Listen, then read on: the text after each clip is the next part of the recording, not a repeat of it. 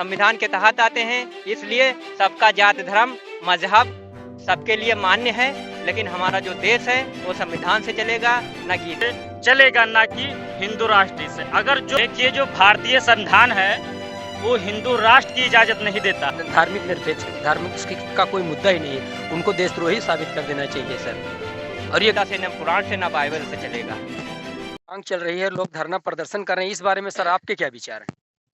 इस देश में राजनीतिक माहौल बहुत गर्म है। हर पार्टियां ये चाहती हैं जाति धर्म पे वोट लेके अपनी सरकार बना लें। सबसे पहले मैं स्पष्ट ये करना चाहता हूँ, ये कोई संविधान हमारा बाबा साहब भीमराव अम्बेडकर के लिखित संविधान से देश चल रहा है, ना कि कोई धर्म ग्रंथ से चल रहा है। तो इसलिए सारे देश के नागरिक हमारे संविधान के तहत आते हैं, इसलिए सबका जात धर्म मजहब सबके लिए मान्य है। लेकिन हमारा जो देश है वो संविधान से चलेगा, न गीता से, न पुराण से, न बाइबल से चलेगा। बहुत जोर शोर से नारा दिया जा रहा है, इस बारे में राजेश जी क्या कहेंगे? देखिए जो भारतीय संविधान है वो हिंदू राष्ट्र की इजाजत नहीं देता है।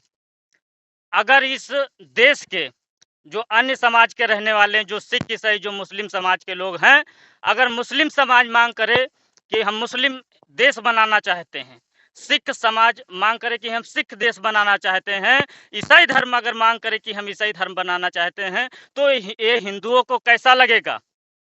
ये देश का जो संविधान कहता है कि ये देश का संविधान कहता है कि ये देश धर्मनिरपेक्ष देश है, यहाँ किसी के धर्म से नहीं देश चलने वाला है। ये देश धर्मनिरपेक्ष रहेगा और बाबा साहब के बनाए हुए संविधान से चलेगा, ना कि हिंदू राष्ट्र से। अगर जो लोग हिंदू राष्ट्र की मांग कर रहे हैं वो लोग भारतीय संविधान के खिलाफ हैं, वो देशद्रोही की कैटेगरी में आते हैं। सपा नेता रोहित तिवारी ने बताया है कि अगर जो है देश से जात पात खत्म करना है तो रामचरितमानस नहीं संविधान को बदलने की जरूरत है। इस पे आपकी क्या प्रक्रिया है? सर वो गलत टिप्पणी किए हैं और उनको जो है कानूनी कार्रवाई उनके ऊपर होनी चाहिए, क्योंकि हमारा देश संविधान से चलता है, ना कि किसी के धार्मिक का कोई मुद्दा ही नहीं है, उनको देशद्रोही साबित कर देना चाहिए सर। और ये गलत है, सरासर ये गलत है, क्योंकि हमारा देश संविधान से चलता आया है और चलता रहेगा भविष्य में भी।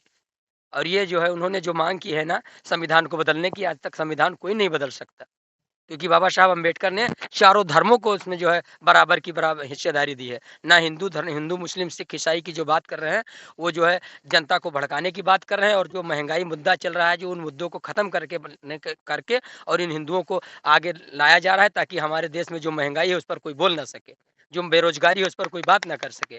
इसलिए उन्होंने सरासर जो है इसको मुद्दे को बनाया है, ताकि जो है पिछला जो मुद्दा है, जो महंगाई बेरोजगारी जो है, ये सारी बातें दब जाएं और जो है हम हमारे हिंदू मुस्लिम सिख ईसाई आपस में जातिवाद पे लड़ते रहें।